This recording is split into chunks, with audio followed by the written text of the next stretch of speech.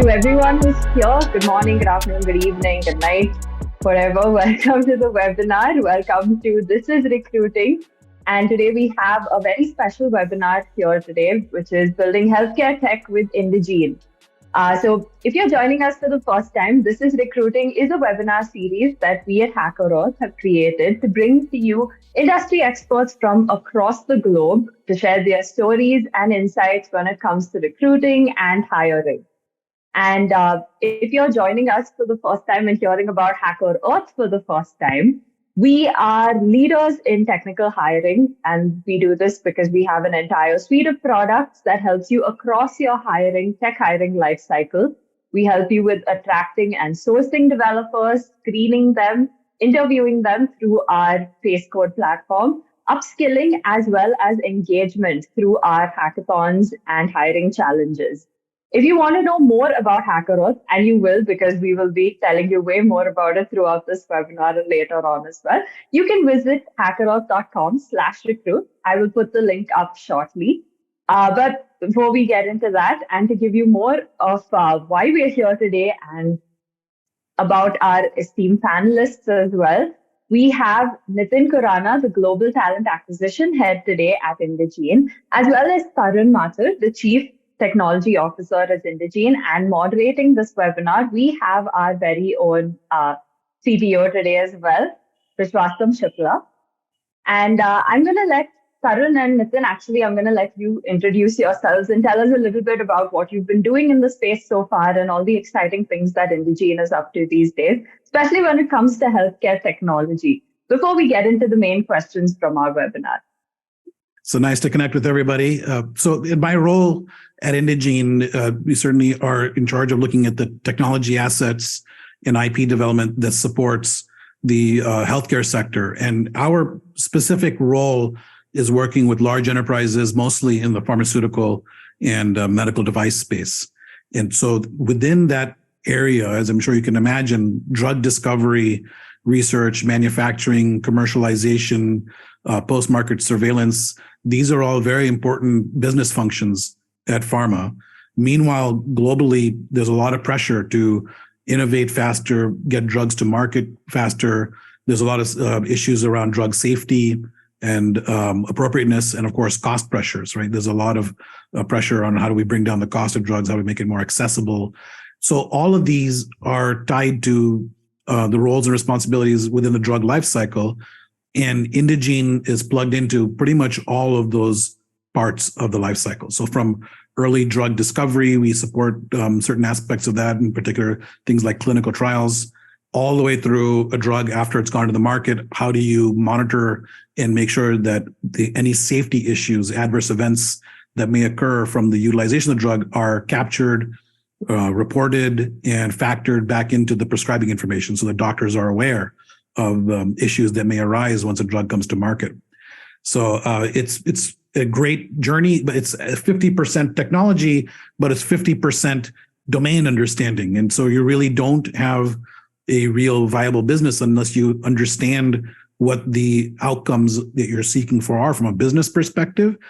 And in healthcare, we have a great deal of empathy for what patients are going through, what caregivers are going through, and even what the business side is dealing with, right? And so that at Indegene, we factor all of those elements together and think about what solutions help to solve those things I issued, that I mentioned around drug cost and timeliness and safety. And we provide a number of services and solutions to that end. So it's been an exciting journey. Especially, I'm sure everyone here is aware of the kind of innovation that happened during the COVID development. Those vaccines were developed and created in record time using brand new techniques and launched at scale. And that opened the eyes for a lot of people in the healthcare arena and a lot of the drug manufacturers. And by opening eyes, it means it basically let them start looking more aggressively at innovation and R&D. Historically, this business has been fairly conservative, right? They're in a race to be number two. But today, that mindset has changed. They're seeing the benefit of true innovation, and the technology enablers are there. And there's also a lot of news around recent innovations in the AI and in other tech domains. So when you put all of these things together, you almost have a trifecta. You basically have the perfect combination between industry pressure, business pressure, and enablers. All those three things have come together, and that's fueling Indegene's growth. So it's a great time for technical people who want to understand and be deeply involved in a domain and really understand it well. And it's a great time for people in the business and SME side as well, because they're able to utilize their knowledge in more innovative and compelling ways. So that's what we've been up to, the 30,000-foot story. I'll completely echo with what Tarun mentioned. I think some of the fundamentals still stay there. And, now we're in part of the gig economy as such. So there is no specific industry that's not touching the other. So while healthcare and technology has been involved, there are multiple aspects where technology is getting implemented, not specifically the tech roles as such, but the involvement and the injection of the technology is there in practically every segment for that matter. And that's what we really tend to bring as value to our clients as well. Nitin, why don't you go ahead and also talk about, a little bit about yourself and how you've grown the company itself, right? I know that you've grown Indegene by over 300% in just a few years that you've been here. So we'd love to hear a little bit about that too. Sure, absolutely. I've been with the company for almost 3 years, looks like 3 decades, more than my overall experience. I've been in the TA space, which happens to be my area of passion, over 2.5 decades, worked with organizations like Dell, SR, and with Genpact and Headstrong. When Indegene happened, I was highly excited because healthcare and health tech segment per se is the next big wave for the next 1 or 2 decades or more for that matter, right? And getting to work in that space, bringing in talent and creating that whole ecosystem of talent supply chain rather was what really drove me towards Indegene. And I think the overall culture and the innovation that we support and stuff is absolutely fantastic. It's extremely viral, if I were to put it in that way. And that's what really propelled me towards Indegene. And every day has been new. Like you rightly mentioned, I think 300% is one story. There are multiple success stories. There are new benchmarks that we've set in terms of not only bringing in talent, nurturing them and setting up a culture altogether. I think this space has been extremely exciting, and the way the company promotes the entire piece is absolutely fantastic. No doubt, veterans like Varun have been there in the company for over 2 decades, right? So I've still to do a lot of catch up with Tarun for that matter. But then, yes, that's how it's exciting been. Okay, thank you so much. I'm going to hand it over to Vishy now because we have a set of questions that came in from both our recruiter as well as our developer community, and we've compiled them, and Vishy will be moderating the session going forward. And thank you so much to everyone in the audience. A few housekeeping rules. If you have any questions, please put it in the Q&A box on your panel there, or you can send it to us on the chat. And we will address it either towards the end of the webinar or during if it is applicable to the question. Okay, thank you. Right. Thank you, Rebecca, and thank you, for all the introductions, Tarun and Nitin, and giving us the context and the a little bit about our ecosystem in which you guys are operating currently. I can sense a lot of excitement that is there. Despite you guys being industry veterans, I see that there is a lot of potential that you guys are just, sort of sitting on top of and kind of trying to tap into. I think that's just the nature of innovation that we've seen in the industry. So, we'll obviously go over the questions, but I just wanted to share that there is a palpable sense of excitement that I can sense as well while talking to you guys. And it's great. I think it's coming right off from the things that you're talking about. So let's move on. Actually, let's start with the questions. Nitin, how about we start with you? You have tons of experience in the TA domain, like you said, and for the past 3 years, I'm guessing you are pitching Indegene as a great tech organization or a health tech organization to your candidates. Actually, let's start with that first. I mean, do you mind sharing with our audience? And of course, we are going to be sharing this, later on our social media and etc. Right? Do you think you think of Indegene as a tech company? do you think of Indegene as a health sector, health domain company, or do you think of Indegene as, tech first health? So do you want to kind of, just give us some view on that? Sure. See, I think Indegene is born out from the healthcare industry as such. And we know this industry has been growing steadily, and clearly the pandemic had pushed the growth further. And like I mentioned, the next decade or so, it would continue to grow at a faster pace. Combined with technology, I think it has given its wings of acceleration, and clearly the industry is adopting technology at a much higher pace than what it was doing earlier. And considering that's going to be a 1.6 trillion industry in the next couple of years, I think it has the right composition of the making. And what better than hiring tech through technology? I think that's our given mantra at the end of the day. So we're clearly a health tech organization. Like Tarun mentioned, domain is at the core for sure, but there is technology that is getting involved in practically every sphere for that matter. Right. Whether it is medical, non-medical campaigns. So a lot of things that we do for the healthcare industry, it has its inputs and it has its connecting nodes practically in every segment for that matter. So it wouldn't be right to just call it healthcare or just call it technology. It's the right amalgamation between healthcare and technology. So it's a health tech organization for sure. And we take a lot of pride in terms of how we've evolved. Clearing having a CTO office within the organization talks volumes about how we are technology driven. As in, it's part of our DNA, if I were to put it that way. Right. And from a talent perspective, I think that's what we really move on and go and get talent from. Right. So the reason why I asked that question, obviously, tech is everywhere, right? I mean, it's omnipresent and you can't really do without it. But when you pitch Indegene, what is your secret sauce of attracting some of the best talent that is out there, especially the tech talent, because that's what we deal with mostly, right? And to that point, I think what we'd also want to know is what are some of the specific technologies that you focus on with respect to, work experience that your candidates already have, or where you want them to be actually, working on? So the secret sauce is not really us attracting the talent rather than talent choosing the organization. Let me put it that way, right? There are enough tools and platforms in the market for any organization to evaluate tech talent, right? And look at various aspects. What we focus on is clearly an approach that lets you evaluate people on merit based and not, which doesn't have any bias, and hence evaluating talent through technology makes a lot of sense there. When talent looks at us as an organization, they look at how they're going to get internal growth, what is the culture of the organization, opportunities that they're going to have, the learnings, and how they are able to relate to the organization overall. And that's really a secret sauce, if I were to tell it that way. It's not, I don't think so the pull strategy works, or the push rather works so much. It's more on the pull part.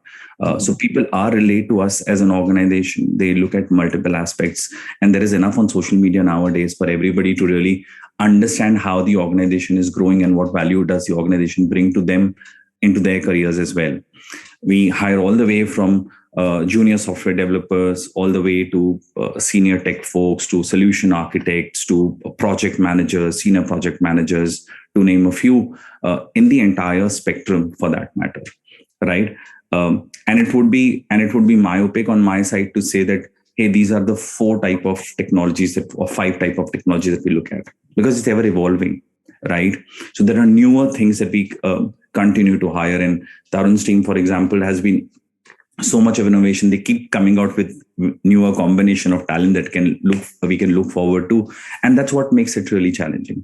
So anybody who joins Indegene also gets to do a lot of variety of pieces within the organization, whether it is through cross fungibility or learning new technologies and stuff.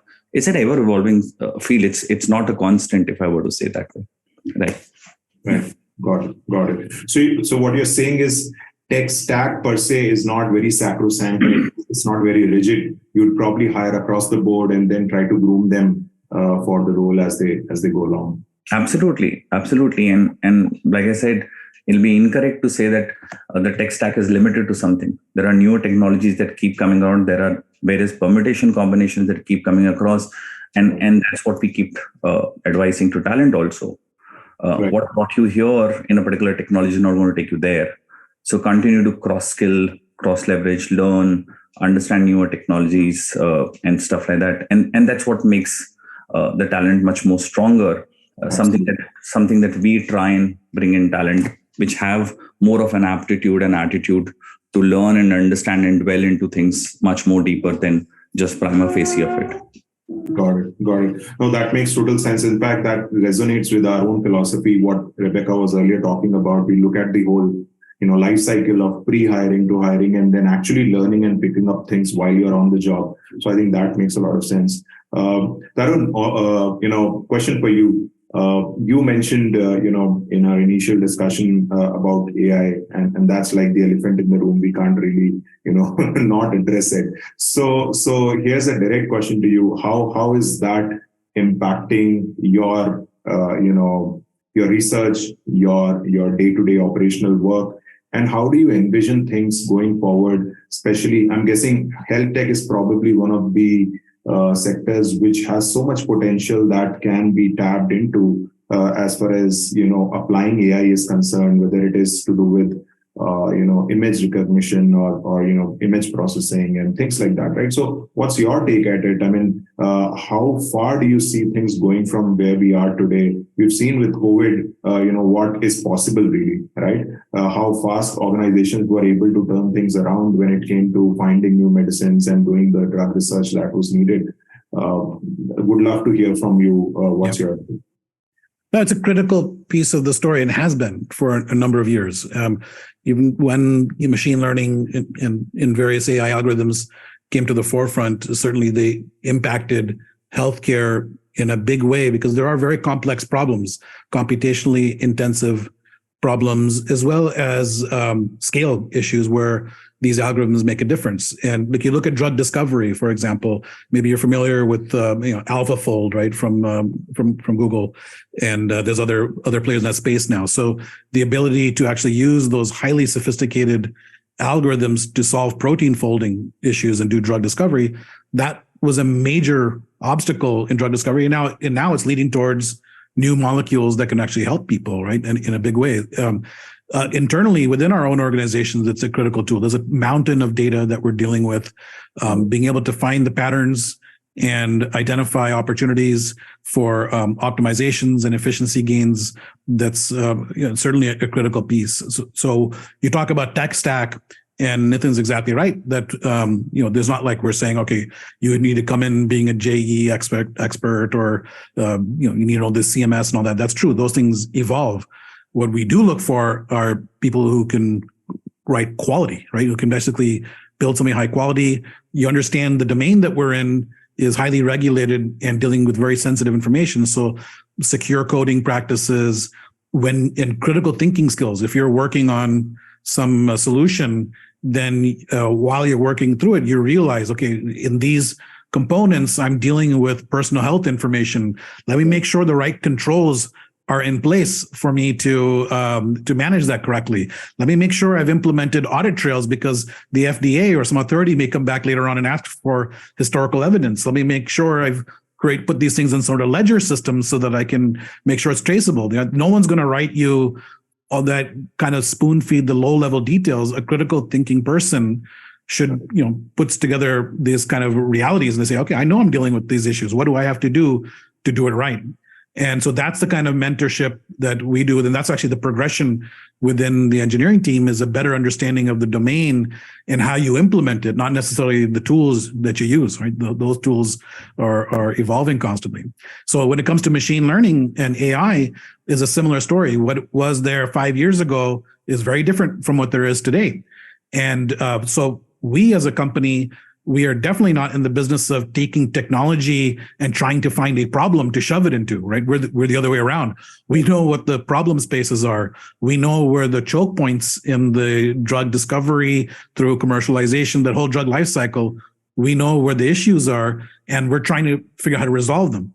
Historically, the way this has been resolved is by headcount. right? Most, and today, even a lot of companies in this space, if you look at their business plan and their growth is based upon FTE, right? There's just the more bodies you put, the more you get done. That is changing, right? The reality is you're hitting a limit on the practicality of that. And so our point of view is we grow based upon these technology enablers and not by FTE, right? And so that's machine learning and AI are critical.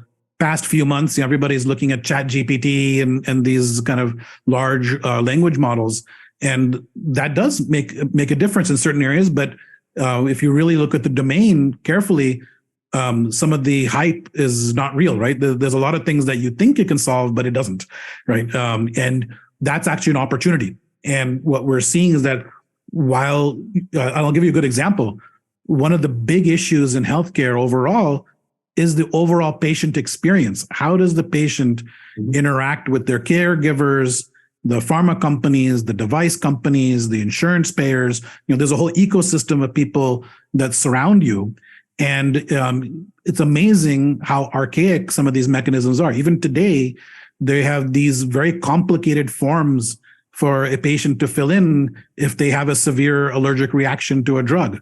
Why should they experience that? If I'm dealing with any other industry, you'll have AI chat assistants, you'll have voice recognition. You can just shoot an email and follow-ups happen automatically. All those things happen, in a much more elegant experience. Why can't healthcare have a very modern experience? Well, AI actually helps us do that now because we're able to do that at scale. The machine is able to be trained on the label and prescribing info. And basically, for example, if you say, hey, I've been taking aspirin and I've been getting some weird reaction on my arm, then the system will ask you, well, okay, which brand have you been taking? How many milligrams dosage you've been taking? Or are you under the age of 18? Because it knows in the label, there's a difference between what happens with people under 18 and over 18. So you can train the machines with these intelligence and use that to create a better experience for patients and caregivers. And so for us, that's what we're looking for. And we see AI and ML making a big impact in that. Right. So what you're saying is essentially that there's been a decoupling of sorts where initially we used to believe that you throw FTEs on a problem and it will get solved versus throwing robots and automation at it, and more specifically AI in today's day and age. Yeah. And what we found actually, the answer has been a human in the loop approach, where you have your experts. At the end of the day, nothing beats a qualified physician or experienced nurse. But what you do is augment them with these tools so they're more productive, they're more efficient, they're also less frustrated in their job, right? They can have a work-life balance that makes sense, yet still get so much accomplished and have a better experience for the consumers of the healthcare, right? So most of our solutions today are designed as a human-in-the-loop processes where we bring in automation. Sometimes it's AI-based, sometimes it's rule-based. There's different forms that it may take on, but we automate those things that can be automated, but then they're also triaged and routed to human experts where appropriate, because the final outcome needs to be the right answer at the high quality with clarity to the end consumer. Got it. Makes a lot of sense, Tarun. I think, like I was saying earlier, there is a lot of use that we can see within the health tech as far as the AI is concerned. And then within AI, I think there are a lot of angles to how we can actually apply different technologies and different models that are available today. So I think it's very interesting to see that you possibly dealing with a plethora of things and you're sort of creating an ensemble depending on what the problem statement asks you to do. So very, very interesting thoughts on that, Tarun. Thank you for that. Moving on, and this is slightly, tangential, more to do with the organization. So maybe Nitin, you want to kind of take a stab at it first, and maybe Tarun can come in later, given his experience at Indegene as an organization. So Nitin, why don't you shed some light for us in terms of the work culture, right?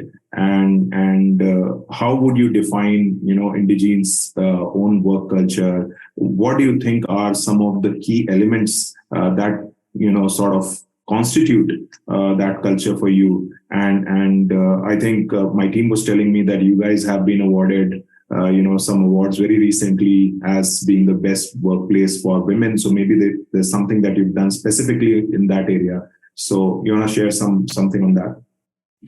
Sure, absolutely. Clearly, like I mentioned earlier, our culture is our strength.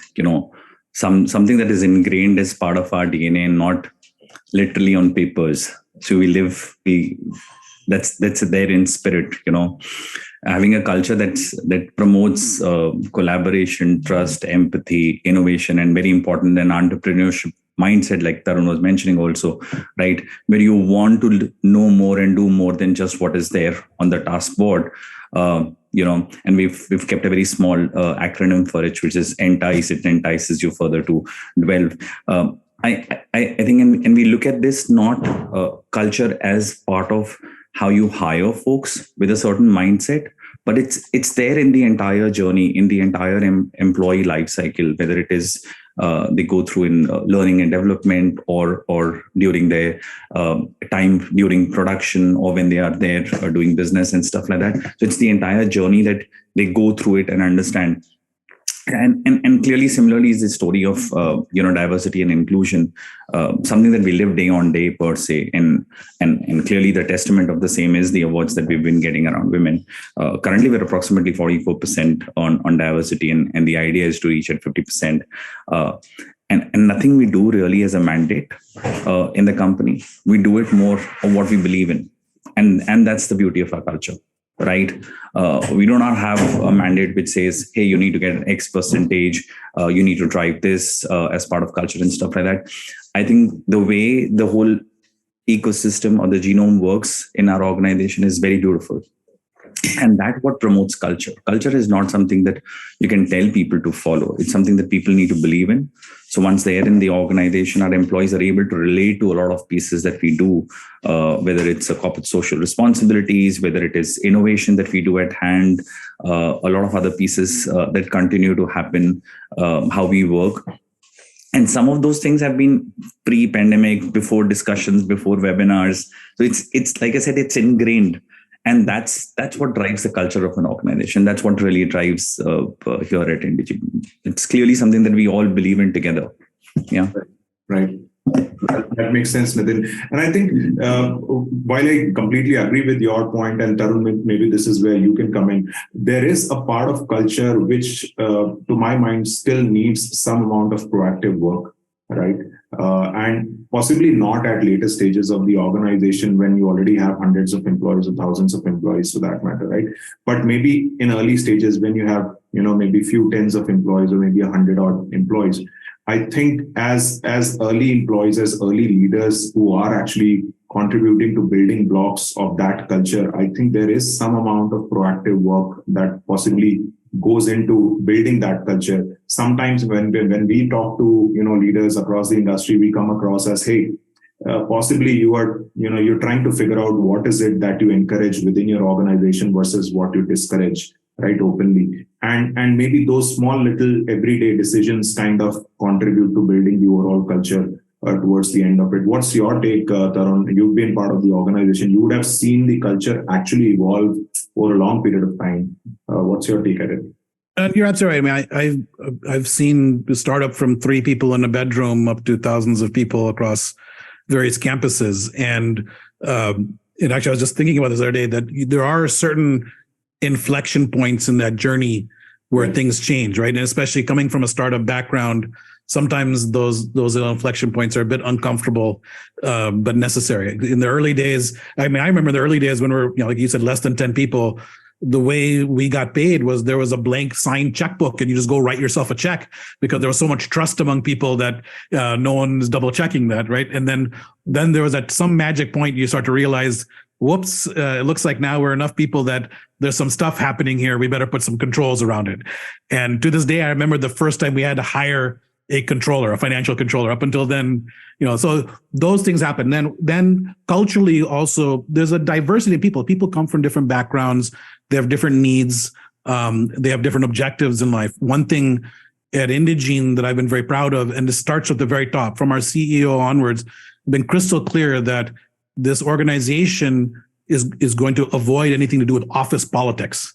right? So your mind share is on solving problems. It shouldn't be split with ego or jockeying for ownership of something. It's a very collaborative place to work, and you're rewarded and you feel a sense of accomplishment when you see the outcomes for this, when you actually see the data come in showing that, oh, you made a big difference for 100,000 people across Europe by getting this drug a little bit cheaper, or by identifying some root safety issue that was addressed. That's a sense of accomplishment. Or even on the business side, you see a Pfizer or an AstraZeneca or Novartis realize a large potential opportunity with a product that is you were part of, right? And so that's something I appreciate a great deal of. And I think when you're immersed in a single domain and you start to build your expertise over time in that domain, you understand it, the nuances of it better. You also appreciate the rewards of it better. And so I really like being in this life sciences space and seeing that journey along the way. And culturally speaking, I think that's a big part of what fuels us. Got it. Makes sense. In fact, as HackerEarth, we're dealing with a lot of organizations across the globe, all shapes and sizes, all kinds of domains.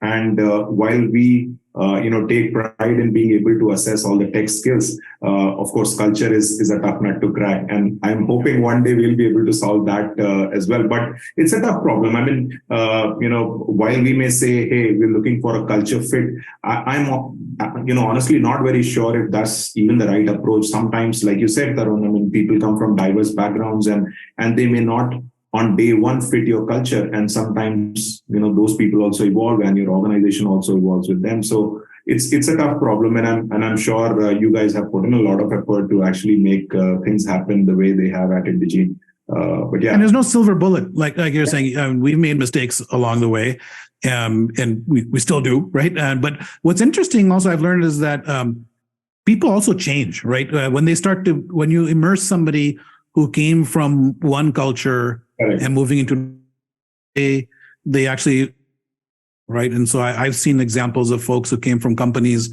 that had a very different approach towards growth and towards your career trajectories.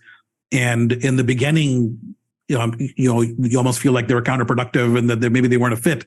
Right. But then they start to appreciate, right? And so I think it's up to us as in the organization to work with folks, mentor them, and respect the diversity, right? We are evolving also as a company. We're making shifts and we're learning from the people that come in, and the reverse is also true.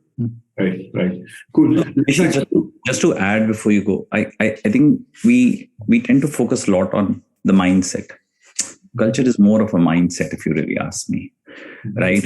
And that's the beauty about what we drive. So there is no set prescription about how to check talent around culture. You don't want to have everybody exactly tuned in, in the same fitment, but people who carry a very open mindset. And like Tarun mentioned, once people come in an organization, they realize what the culture is. The adoption is much faster rather than telling 2:2, and this is how it is. So I think the mindset is very important, and that's what we really look in talent. How open, what sort of mindset do they really bring to the table, right? Apart from the domain part, because it's not really getting culturally fit people. It's about people who carry a certain sort of mindset that lets them adapt, bring in their own uniqueness to the picture. And that's where the culture evolves. That's where the organizations also evolve a lot. Yeah. Absolutely. I think, just delving a little deeper on that point, I think it helps if the organization is able to label what are some of those values or mindsets that you were potentially looking for, because then you can figure out, okay, there is probably an overlap and there's probably a mismatch, and these are some of the dimensions that you want the person to actually work on. But diversity is a great point. So sometimes, we hire diverse candidates just for the fact that they bring those out of the box ideas onto the table, and that helps evolve the culture as well. And we some years down the line might realize that there's been a butterfly effect of hiring one person at some point in time who's actually impacted our culture 5 years down the line. Who knows? I mean, these things are pretty complicated. But yeah, thanks for sharing that point, Nitin. Cool. So moving on, Tarun, one question, and this is where I want you to sort of go into a little bit of more specifics if you can. Our audiences, we have a community of north of 7-8 million developers globally, right? Who interact with our platform. Either they are learning technologies, or they are participating in hackathons, or they are just appearing for tests for companies like Indegene and whatnot, right? It's a huge global community. And most of it is around software development skills and the tech stacks that we talked about earlier. Do you want to give some specifics? What are those technologies that you currently deploy and currently use, within Indegene, and what are some of those technologies that you are potentially looking to use going forward? Yep. Yeah. So if I look at a snapshot of where things are at today, let's start on the data side. So there we are looking at, people refer to it as the modern data stack. So having understanding graph databases, right? So Neo4j or Neptune, those are Cosmos DB. Those are all good to know. We also, Databricks is very useful for us. We're also working with actually some of the a little bit more bleeding edge, like Trino, which maybe some folks may not be as familiar with. Trino is an evolution of Presto, which you may know from back in the Facebook days, but it's a federated querying system. So combining those in Munson and DBT, basically there's a whole kind of ecosystem well known in the modern data stack. So that's there from our data ops side, and with the goal of creating high efficiency data ingestion, quality checking, and querying ability. And that feeds into our ML ops side. So their ML flow is very useful to know. Even getting certified with the major cloud. So we're heavy AWS on our end, but we also use GCP and Azure as well. But if you are familiar with like the well-architected guidelines from AWS and are familiar with things like SageMaker and best practices on model building, because there's a difference between understanding the basics of it versus building something that's production ready, right? And so building a model that's suitable for deployment into a production environment. MPM, model performance management, is actually a very interesting space, and there are tools that are worth looking at in there. And being able to understand that, all right, once I've deployed machine learning into our solution, how can I be sure that it's actually working, right? How do I deal with things like data drift and bias that may be happening in a production environment and dashboard and correct it? So those are tools good. So that's the data side. On the application side, actually it's very classic three-tier web apps, right? So right now, a lot of it is Python, Django, kind of interfaces. We do a number of RESTful APIs, whether it's API Gateway on AWS, or you want to use Flask, those or similar fast API. Those are all tools that we use. But there are also Java, enterprise Java is there, and it's very common in the healthcare industry. Right. We don't go too bleeding edge, like we're not doing Rust right now. Those kinds of things. So we do tend to adopt technologies and languages that have some track record in the healthcare and life sciences space. It helps deal with things such as GXP and testing when you have something that's a little bit more kind of established out there. But in our R&D, we have a tech R&D arm of the company.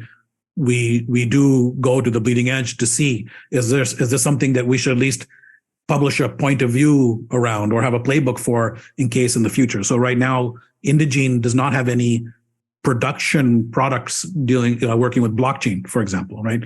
So, but looking at Solidity and smart contracts and some of the capabilities there makes sense for certain use cases. So we have an R&D arm that's looking at it, but it's other than supply chain, it's not really used in other side of healthcare in a large way. But 3 years from now, that could be a different story. So we are trying to keep on the bleeding edge on the R&D side. Metaverse is another one, right? So there's so much money going into metaverse, and the question big enterprise pharma is asking, what's our play here, right? I mean, do we need to be in there or not? And so today it's early days. Indegene does work with some of these more forward-looking companies, but it's mostly in education and simulation and training within pharma with these devices. But we've also seen, and there's clinical evidence to show this, that there are use cases where having a patient remotely engage with their physician through the immersive experience of the headset is actually gives you better data than doing it like through a Zoom call. And that is applicable like in clinical trials and like in mental health. If you're doing a clinical trial and certain points of that trial protocol have you at home having a remote call with your doctor, you may be better off doing it with these devices, right? And for example, there's a finger test where you basically touch each finger with your thumb. And when you do it through the headset, it's able to more precisely measure those attributes that are then used to calculate some score, right? Which is better, and it works better than Zoom. So we're starting to think of these devices almost as wearables, right? Nowadays wearables are there at scale, right? And so why wouldn't these kind of immersive devices become in that same category? So from a tech perspective, we do look for folks who can adopt that bleeding edge, look at what are the latest technologies, how can we start to utilize these devices in new ways.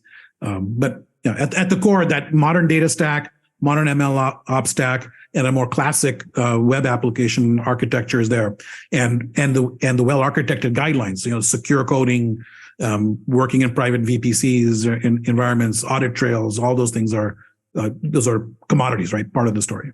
Right. That's super helpful, Tarun. In fact, for our developer audience, I'd like to point out that when we think about pharma and big pharma and health tech, somehow there is an image of legacy systems that immediately crops up. And it's funny that when you talked about your database and data stack, you didn't even once mention anything close to Oracle and MySQL and whatnot. And I think that just goes to show that you guys are at the edge and basically leading the innovation for the pharma companies. And I'm really excited to see what's happening in your space. Application, like you said, I think it's a slightly more conventional way of developing with the conventional stacks. And that makes sense because that's the need of the hour as far as the domain is concerned. You don't want to sort of experiment too much when it comes to health, use cases. That makes a lot of sense. And of course, security and compliance, I think, are big drivers for you when you choose technologies. So of course, well-architected framework that I think AWS evangelizes quite a lot makes a lot of sense, even from development practices perspective and how your overall setup of the infrastructure is. Very interesting. And to be honest, I'm pleasantly surprised by some of the things that you guys are working on. So thank you so much for sharing that. Very helpful. Very helpful. Cool. So, moving on, and this is probably, Nitin, maybe you can take a stab first and then we can go to, Tarun. Let's talk a little bit about, recruiting process in general, right? And since we deal with that, we like to know from our partners and our customers, what are they doing about recruiting? What sort of processes do they follow? Because there has been a lot of change, especially post-pandemic, right? Pre-pandemic, if you told someone that we'll hire a full-time person without even seeing them face-to-face once, they'll be quite shocked. And today we are shocked the other way around, which is, why do you need a face-to-face interview? Why can't you just get on a Zoom call and get things done, right? So there's been a sea change in how we're doing things. From a process perspective, Nitin, where do you see yourself? What are some of the key elements of your recruiting process that you want to talk about? Sure. So, Vishal, I'll probably allude to one of the points from your previous question also.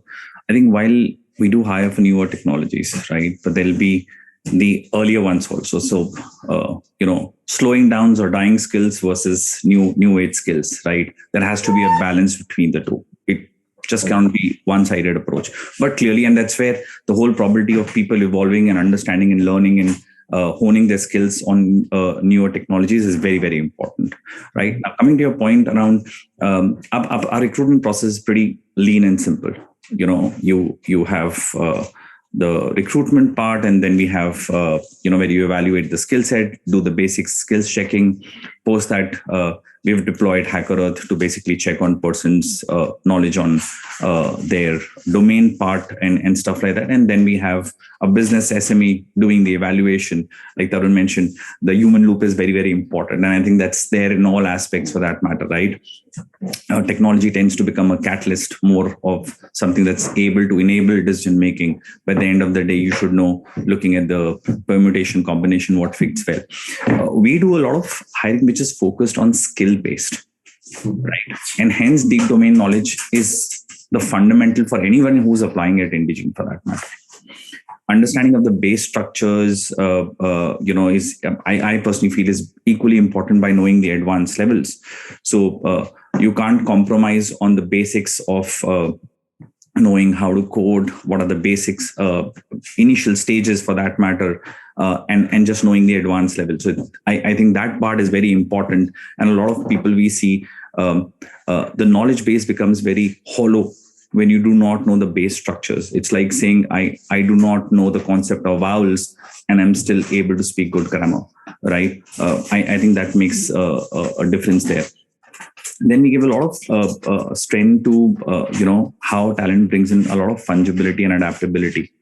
We look at that pieces from a talent perspective, and an approach from a coding perspective. What is the solution approach that they took? Not really the solution. The end solution will practically be the same. But what is the approach that they really took? How much of hands-on are they, right? Knowing technologies and being really hands-on makes a lot of difference. And again, going back to what Tarun was mentioning,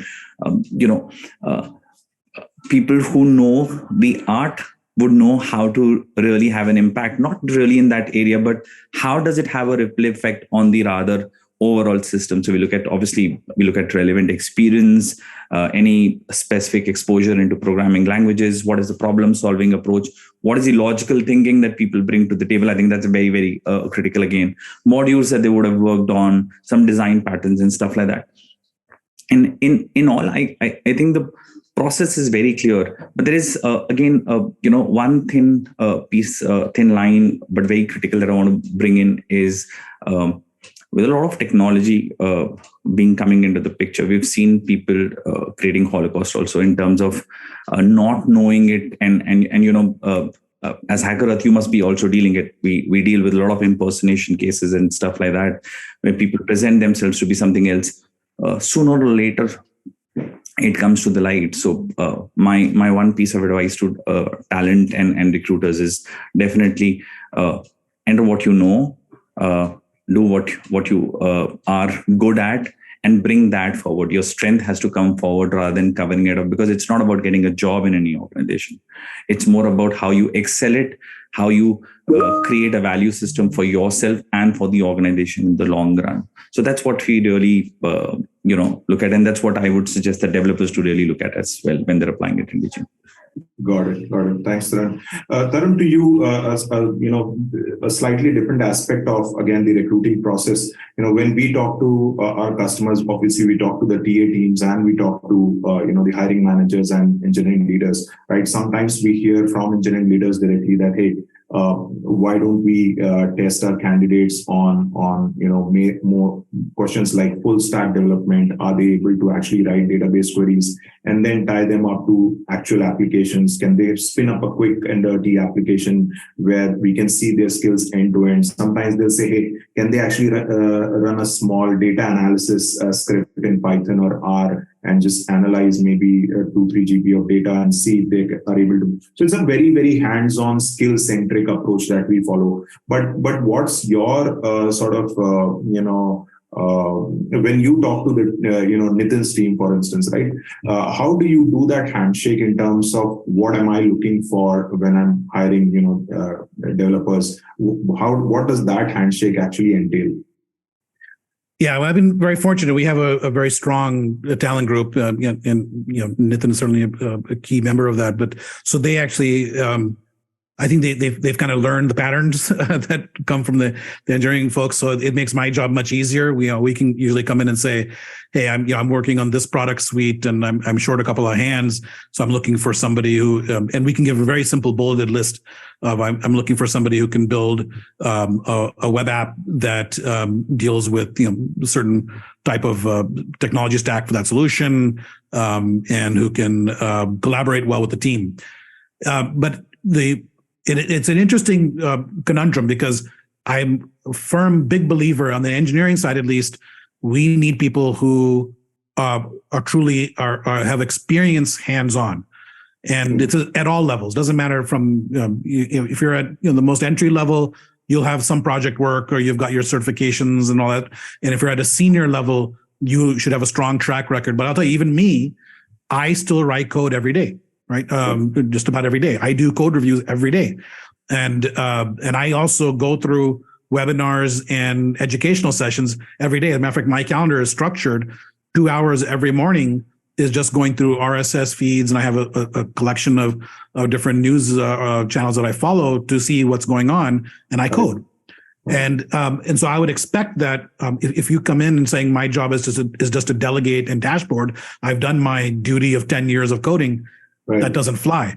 The problem is, how do you evaluate that? And I'm not sure that forcing somebody to write code over a Zoom call works. And even whether they succeed or fail, that's just that moment in time, right? And if you're working as a team and you're working on a project in a better setting, maybe it would have been a different story. So what I usually try to do is, when I'm interviewing a candidate, we'll kind of zoom in on some project they've worked on in the past, and just ask some very nuanced, detailed questions, explanations that could only be answered by somebody who was hands-on in there, right? And 9 times out of 10, you can tell whether somebody is just familiar with the brochure of the solution versus they actually were in the trenches writing it, right? And I don't necessarily need them in front of my face to write code. We can get there through that kind of query. But so in some way, being able to articulate and talk in depth about your hands-on ability, the kind of problems you've solved, what you've learned along the way, how you continue to learn, how you collaborate with people in your team, what was your role within the team, overall. If you're, and then many people are coming to Indegene looking for the next step up in their career. And so we try to get into, well, okay, if you're going to move up to the next step, what do you think you need to succeed in that next step, right? And you can tell from the way the answer to the question whether it's genuine or not. Makes sense.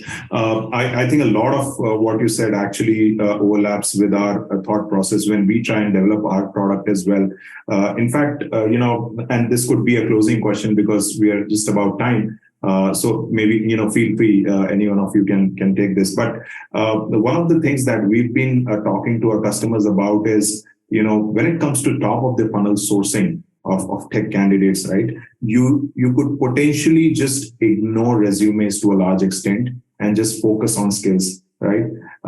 And we've had case studies after case studies where we've gone to customers, they have actually, assessed tens of thousands of candidates without even, and it's not possible to actually go through 10,000 resumes in a short period of time. So you just make them go through that test and filter out the top 10%. That creates a much, much better pool for them. Is that a philosophy that you guys also sort of believe in, or do you want to try that out going forward? What's your take? Like, how important is it? I can tell you from my end on that, it's spot on. And matter of fact, these days, resumes are, you don't even know whether the person even wrote the resume or not, right? It's a whole difference, but you're absolutely right. And actually today more than ever, there's such an amazing environment of online courseware, ways for people to learn these really important skill sets on their own. And when you're motivated, you'll outperform the person who went to school because they were forced to go through a curriculum. So I 100% agree that it's not really about the resume, it's about the skills. And if there's a mechanism where you can actually start to screen and identify those skills, right? Through, whether it's testing or hackathons or other types of events, that's great. And I know that for me personally, I very seldom do I pay close attention to the individual line items of the resume. I'm actually mostly looking at the skill set section because we know that's what we're going to be probing them on when we interview. Right. Exactly. I completely concur with Tarun. I would say it's more on the talent part. For any applications, for example, if it's a Java full stack, we will have people who do not know the full stack also applying. I think that is a different problem altogether. One obviously is looking at the skills per se and screening people through skills. But the more important part is people understanding what role they're applying at. Right. Once you do that, you're yourself more relevant to the job. Right. It tends to reduce your frustration also when you're applying as a candidate. And I think that's very important. Right. So the platforms basically need to have some sort of pre-filtering mechanism of probing people into those spheres and then making them go through the evaluation. It's no point putting multiple lakhs, thousands of folks basically through evaluation for them to realize that, hey, I've not made the cut. Right. Rather than them understanding that this is the nature or this is the level of my knowledge that is needed here. These are the specifics, domain, deep expertise expected. And then I apply for a particular or appear for a particular assessment, go through it and say, hey, this is what I'm bringing to the table. Right. Yeah. So a lot of pre-self-assessment, figuring out, hey, it's not about my pedigree and it's more about my skills. I think that's what we're hearing. And to the developer audience who's probably listening in or probably will listen to this in future. I mean, you're hearing it from, so to say, the horse's mouth. Don't invest a lot of time, polishing your resumes by the latest, greatest resume builder tools. All of that might be okay, but really you need to invest on your skills, and that's what is ultimately going to help you. So thank you so much, Tarun and Nitin, for patiently taking all these questions. Really, grateful for that. Rebecca, do we want to take any audience questions at this point? I think we can do maybe the first one that came in, at least, because that came in quite early on. Sure. So I'll just read it out here. Ashish Mahajan has asked, given the fact that there is a huge skill gap and dearth of talent in the market, in this scenario, how is Indegene getting prepared for the hiring boom, which you talked about? Okay. So I personally, as a TA leader, don't believe there is a skill gap. There is a skill gap for the right fit. Like we say that there is, everybody can get a job, everybody can learn, right? It's the right mapping. Right. As an organization, not only we look at skills that are tailor-made, but we look at attitude and aptitude of people. I think looking at people with that mindset is very important. You can get a person who's a tailor fit to a particular requirement, but tomorrow fungibility plays a big role, and that is all on what the person brings to the table. We have our in-house upskillment programs, multiple areas that we let people 12 get internally certified, get externally certified. We have train and hire programs, to name a few, and that's what is important. For any organization to scale up, what is important is to not really look at the end product, but how it will evolve. I think that helps you not only increase the pool size, but number of people who can apply and get their jobs done. So anybody who's looking forward to joining Indegene, clearly you need to have good strength on your domain part and a mindset that is open to learning and doing things. Tarun, you want to share your views on that? I think you're dead on, but I'd also add that when we say domain, you don't have to come from a healthcare or a life science domain, right? We actually, some of our most innovative products were inspired by solutions we see in other spaces. So, for example, edutech is very interesting, right? Online distance learning, it used to be just a video and audio type of didactic format. And then over time, it evolved into interactive things. And today, people have learned so much about the psychology of learning online. And so those same behavior profiling we do in edutech, well, that also applies to commercial marketing for pharmaceutical products. It actually applies to patient behavior tracking, right? Physician behavior tracking. Same thing in fintech, aerospace, all these spaces are applicable. So if you come from a background where you learn how to go in depth in a domain, and you have at least the core basic fundamentals we talked about earlier, certain critical thinking skills, and on the engineering side, at least an understanding of best practices and what the definition of quality is, then you'll succeed. Thank you, Nitin. Thank you, Tarun. We have another question, and you can tell me if you're open to answering it now, or we can just ask them to reach out to you later. I think there are two questions that have come in on the scope for hiring women in tech at Indegene, and how Indegene is encouraging women in tech. I think because of your recent award and everything, quite known now that Indegene is the place to go for women in tech. So would you like to give us like a short answer on that? Sure, absolutely. We run events from time to time, specific programs. So like I mentioned earlier, diversity for us is not something has to be done on papers, but we personally believe in equal opportunity to everyone. So if the person is fitting the bill for technology, whether it's a male or female, absolutely, by all means, right? And that is what has encouraged a lot of people. We have a lot of hybrid working model, which also encourages a lot of women to basically apply for technology, right? And that's what has really led us to this space, and encouragement of internal mentorship, coaching programs that happen, a lot of other avenues that we open within the organization, which actually promote women to actually come up in technology. I think it's a matter of who knows the stuff better gets to do it. Yeah. Right. Definitely. With that, I think we've come to the end. The other two questions are also just, excuse me, about different roles that Indegene is hiring for right now, which I'm sure is available on your website for everyone to see there, and all the open positions there. So thank you, Tarun. Thank you, Nitin. Thank you, Vishy, for joining us at this session. Thank you for all your insights, a lot of takeaways from the whole thing. And we hope to have you again soon. To everyone in our audience right now, please do fill in our survey form. Tell us how you liked the webinar and any topics that you'd like to see in the future. Thank you once again for joining us, and have a great rest of the week. Thank you, everyone. Thank you, Tarun, for staying up late for this. I know it's almost midnight. Yes. Thank you so much. My pleasure. Good to talk to you. Thank you, everyone. Thank you both. Thank you. Appreciate it. Catch up again. Bye-bye. Thanks.